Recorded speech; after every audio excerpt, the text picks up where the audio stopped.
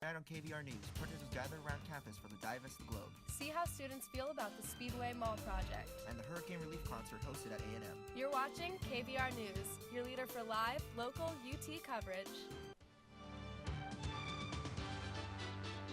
Broadcasting live from the Texas Student Television Studios at the University of Texas. You're watching KVR News at 9, Austin's leader for live, local UT coverage. Your news starts right now.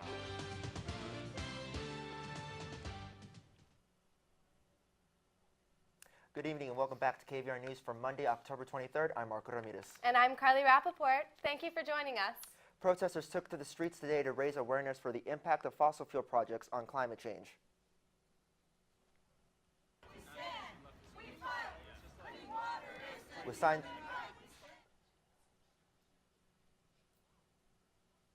With signs waving high in the air that said, "Keep in the ground and not with my money, you ain'ts," the group had one goal in mind, getting the attention of banks to stop supporting fossil fuel pipeline projects.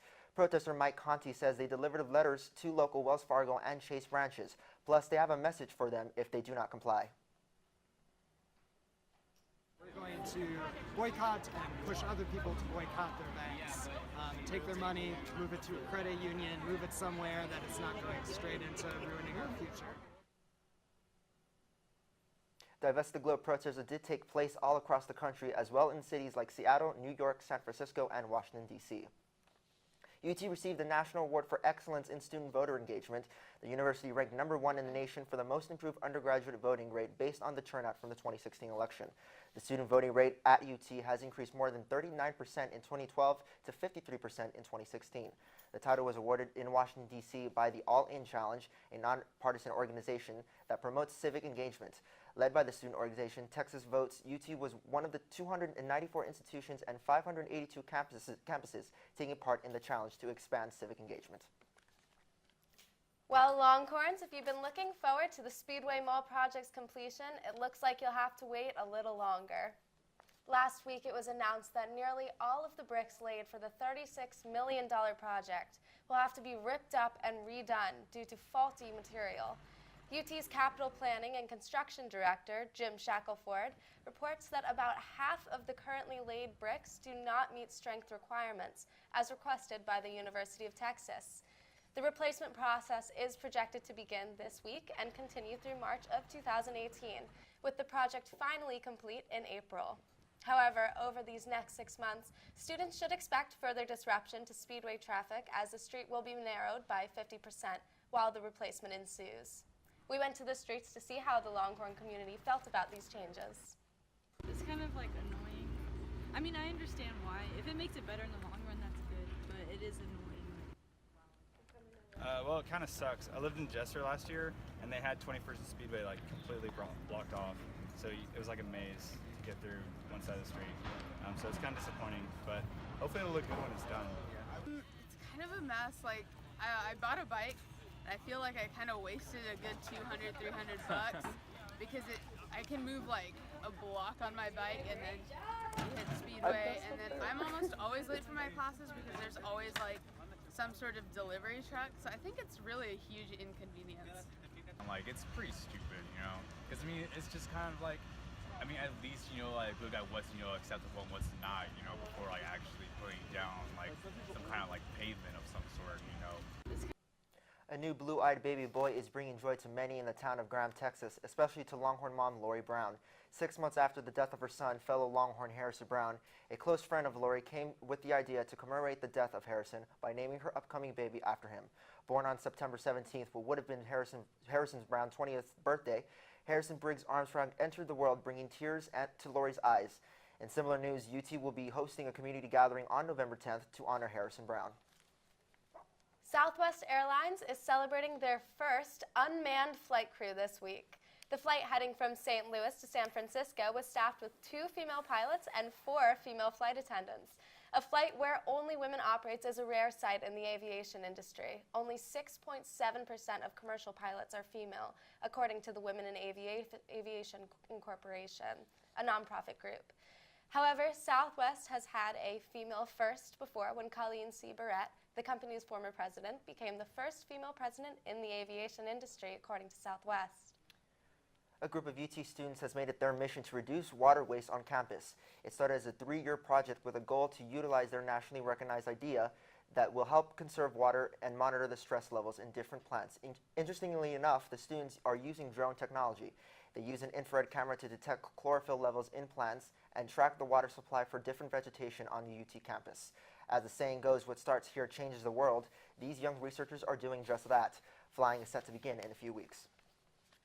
The Archer's University of Texas Challenge rolled onto campus this past Wednesday.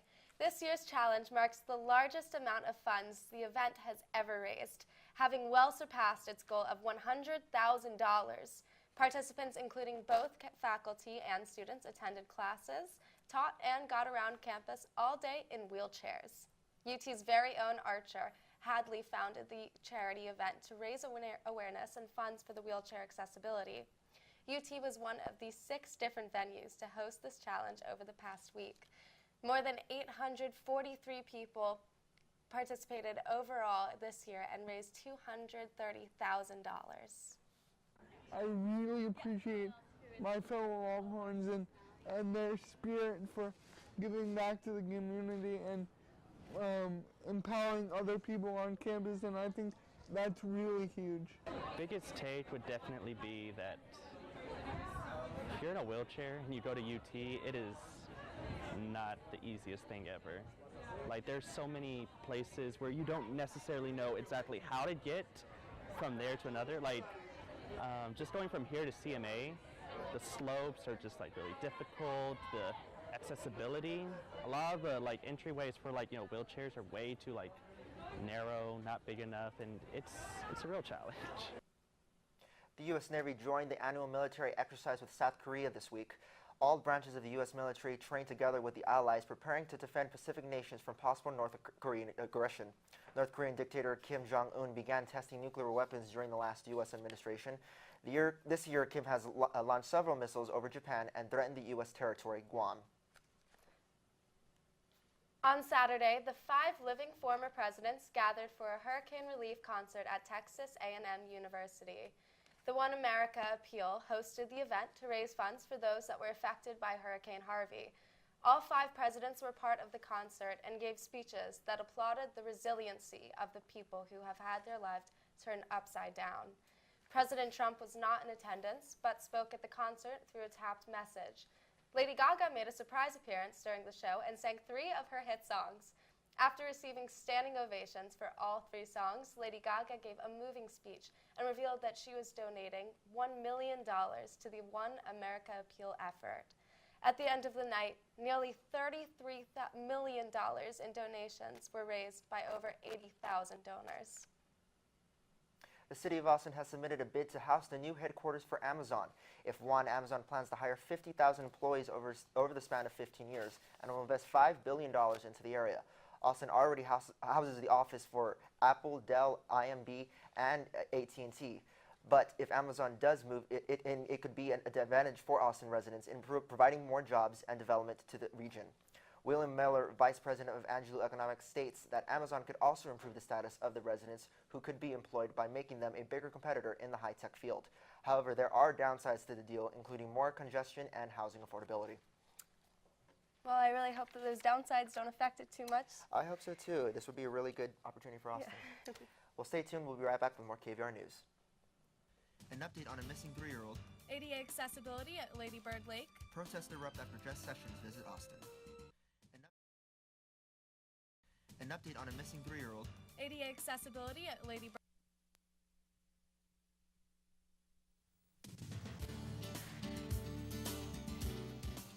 Have a news tip or story idea? Call the KVR News tip line, 475-8181.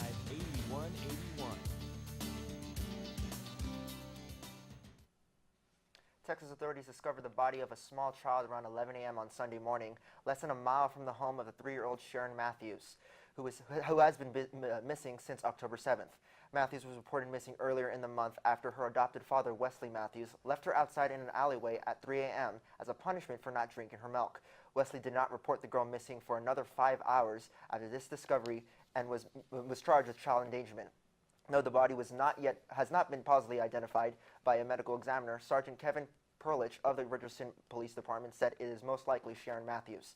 No arrests have been made in connection with the discovery of the body. This past Saturday, Austin's very own Lady Bird Lake got a new upgrade. A grand opening ceremony was held to celebrate its new ADA accessible pier on the east end of the boardwalk. The pier demonstrates the inclusive spirit of Austin's residents, as their donations are what covered a sizable portion of the cost. The new addition means a lot to wheelchair-bound residents, as the new facilities will allow them to enjoy their pier with their loved ones.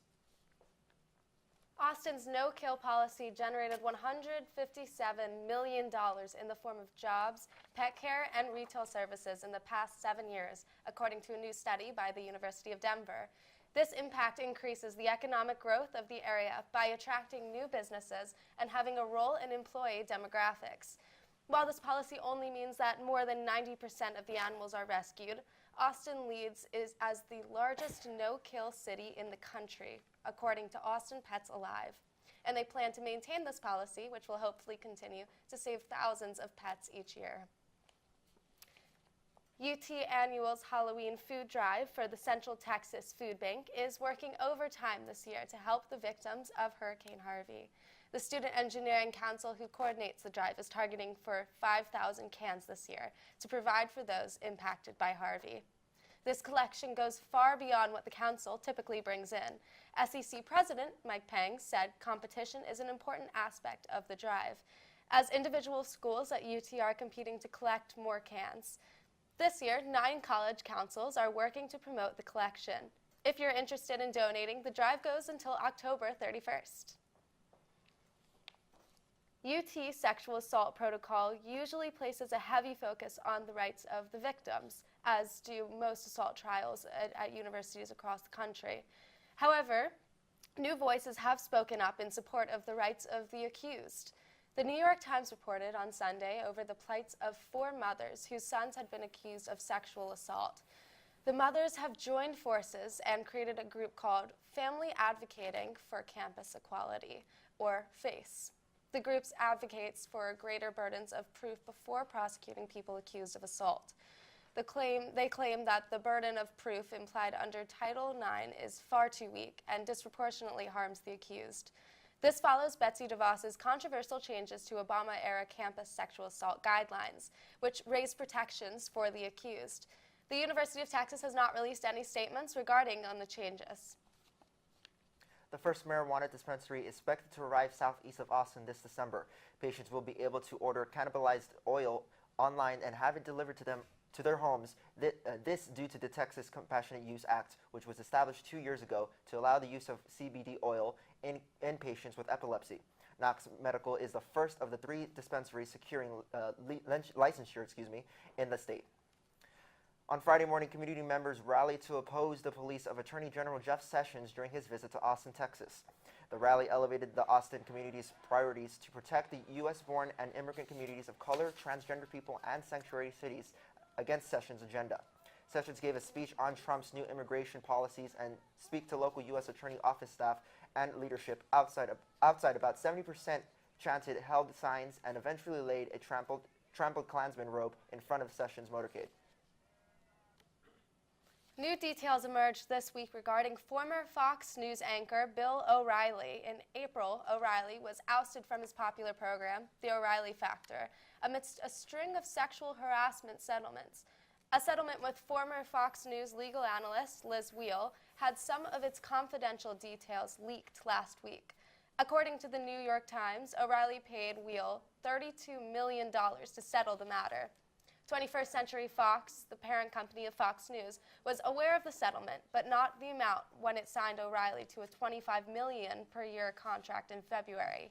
They also added clauses to protect 21st Century Fox against future allegations of harassment against O'Reilly.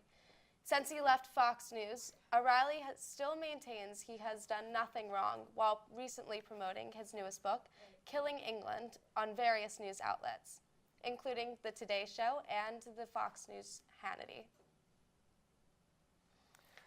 Galveston police are investigating how the body of a small boy washed ashore on the beach. The child's body was found by a person walking on the beach on Friday evening, according to police. The boy is believed to be between the ages of 3 to 5 years old. Galveston police have checked the surrounding counties, but no missing persons report have been filed that matches the description of the boy. Officials have released a sketch of the boy in hopes of identifying the child. 2 small earthquakes hit Texas over the weekend. A 2.9 earthquake first shook Frontera and around 4 p.m. on Friday. A 3.1 quake hit Pico shortly before 4 p.m. on Saturday. 3 quakes were also recorded in Oklahoma during the time period. There were no injuries or damages reported of any of these earthquakes. Weather actually hasn't been pretty bad here recently. No, it's been pretty cool and then pretty heating good. up at the end. But let's check in with Susanna, All who right. has a check of the weather. Sounds good. Thank you, Marco and Carly. Stay tuned for this week's weather. We're going to look at what's ahead of us for the next week. It's a hint. It's pumpkin patch weather season.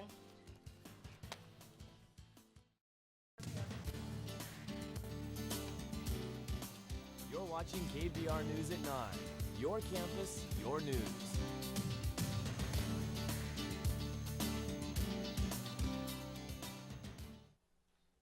Welcome back to KVR News. It looks like the sun will be out the entire week, but make sure to bring a jacket for those 8 a.m. classes and if you plan to leave campus late at night. Today saw highs in the 70s and lows in the 50s. Tuesday we'll see highs in the 70s and lows in the 40s. On Wednesday, the highest will be 78 and then the low will be 49 degrees. Then on Thursday, it gradually rises to a warm 80 and cools down later in the day to the 50s. On Friday, make sure to carry a jacket because we'll see highs in the 60s and lows in the 40s. On Saturday and Sunday, the highs will be around the low 70s with lows in the 40s. We're expecting to have a wonderful weekend with a clear and sunny sky. So go out and enjoy Longhorns. Getting those pre-trick-or-treating rounds, just don't forget to wrap up like a mommy. Live from the Weather Center, Susana Blandon. Back to you guys. Thanks, Susanna, and we'll be right back with sports.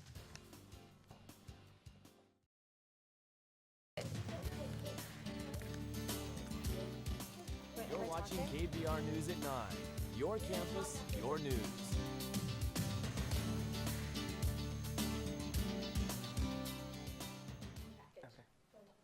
Welcome back to KVR News. It's time to talk Longhorn sports. Over the weekend, Texas football took on the Oklahoma State Cowboys. The Cowboys brought their #1 ranked offense to DKR to face the #1 defense in the Big 12.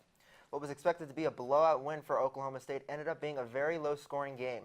OK State took a 7-0 lead in the late first quarter, only to be answered by a Texas touchdown in the early second quarter. John Burtz had an insane 90-yard reception.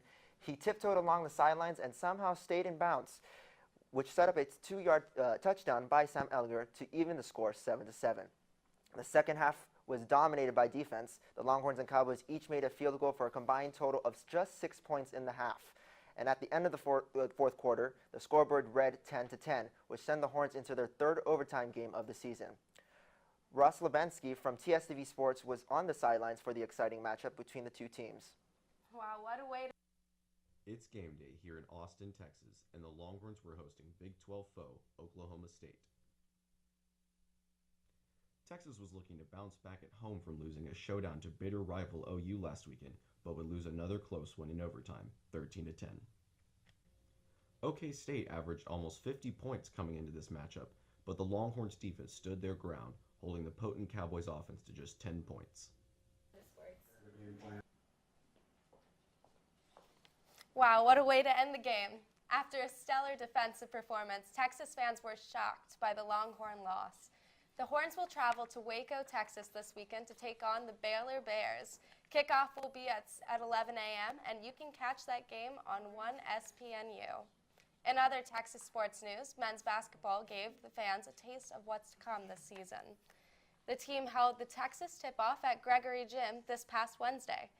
Before the inter-squad scrimmage, the Longhorns held a dunk contest and a 3-point shootout. Kerwin Roach beating a freshman Jericho Sims in the dunk contest in his final dunk. Roach brought his mother out on the court and jumped over her to get a perfect score from the judges. Eric Davis Jr. edged out freshman Jace Fabris in the 3-point shootout. The Longhorns held a 24-minute intra-squad scrimmage with the Team Orange beating Team White 58-49. Freshman Mo Bamba led Team Orange with 17 points, 11 rebounds, and 3 blocks. Eric Davis Jr. chipped in for Team Orange with 13 points. Andrew Jones paced Team White with 15 points, while Curran Roach added 10 points. Texas opens the season on November 10th against Northwestern State at the Frank Irwin Center. Well, that's all for Texas sports this week. Well, let's go over to Raymond, who has a look of Hollywood this week. What's going on, Raymond? Thanks, Marco. Coming up, I'll have a recap of Formula One, update you on who just got a Hollywood star, and who's going to play at the Super Bowl. We'll be right back with the latest in your entertainment news.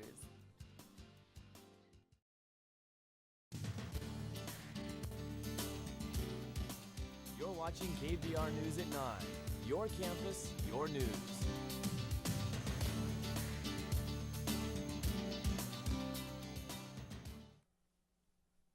Welcome back to KVR News. This past weekend, the 2017 Formula One race took place at the Circuit of the Americas in Austin. Racers competing in the renowned race came in from all over the world for its 6th consecutive year. More than 1 million people from all over the world came to Austin for the race. The Circuit of America's track included a fun zone with climbing walls, a Ferris wheel, and the X on stage, which Justin Timberlake performed on. For Saturday evening, Timberlake's concert set a record for ticket sales. Stevie Wonder wrapped up the event on Sunday night. The Hollywood Chamber of Commerce says that Texas iconic Selena Quintanilla will have a Hollywood star. A ceremony will be held November 3rd to dedicate the star to Selena. Selena was known as a trailblazer for Tejano and Latina entertainers. She also received a Grammy for Best Mexican-American Album. According to the Hollywood Chamber of Commerce, Selena's star will be the 2,622nd on the Walk of Fame. It will be located in front of the Capitol Records building where Selena released her first album. Selena's sister, Suzette Quintanilla, will accept the star on her behalf. World-renowned artist Solange recently received an apology from Evening Standard magazine. The magazine photoshopped her braided hair out of a published image. She did an interview with ES magazine after releasing her song titled Don't Touch My Hair. In the interview, she talked about the importance of her hair and its meaning and significance in this song. After leaving the interview and performing a photo shoot for the magazine, ES released an edited version of a photo she had taken with them, where her hair was photoshopped out of the produced image. She was highly offended and caught off guard by what they did. She received an apology from ES later. Solange posted the original photo on her Instagram account, captioning it DTMH, meaning don't touch my hair. Justin Timberlake pulled the heist of all dad jokes when he announced that he would perform for the Pepsi halftime show at the 2018 Super Bowl. With the help of his friend and TV host, Timberlake made the big announcement with Jimmy Fallon that he posted on Twitter. Timberlake previously performed an infamous act with Janet Jackson back in 2004. Well, that's exciting. Thank you, Raymond. And thank you for tuning in. Make sure to follow us for news updates throughout the week. I'm Carli Rappaport, and this is KVR News. And I'm Marco Ramirez. Stay tuned for College Press Box up next on Texas Student Television. Have a great week.